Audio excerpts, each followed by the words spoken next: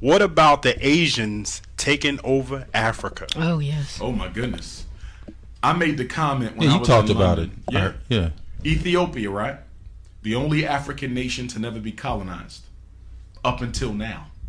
Ethiopia is one of the largest recipients of Chinese aid in the world.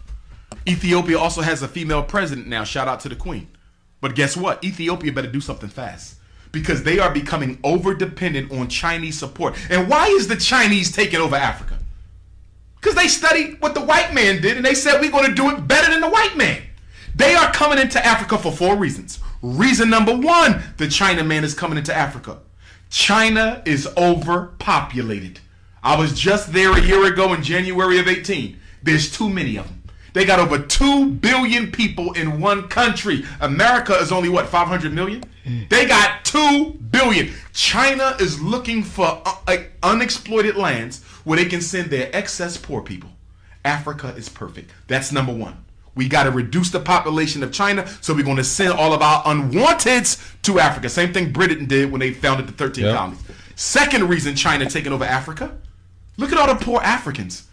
Can you imagine a better place to go and open up your factories and businesses where you can pay people even less than what you pay them in China? There's no minimum wage in many African countries for foreign businesses.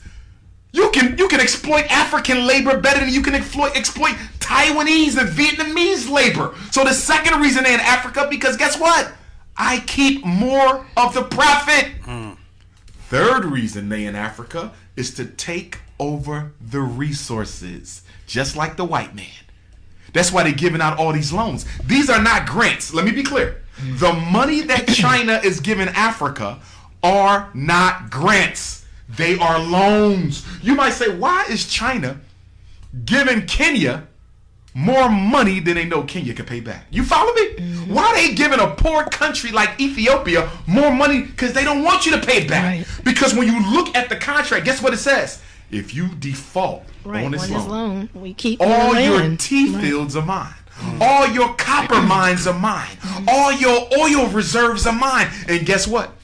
You already have an African nation that has defaulted on the loan. I think it was Kenya. But don't quote me. As a result of the default, China now owns all of a particular resource in that country. And the fourth reason that they are in Africa is to make the Africans dependent on them culturally, intellectually, educationally, and otherwise, because China plans to colonize Africa the same way the white man did. And I'm hurting by saying this, y'all. You know why I'm hurting?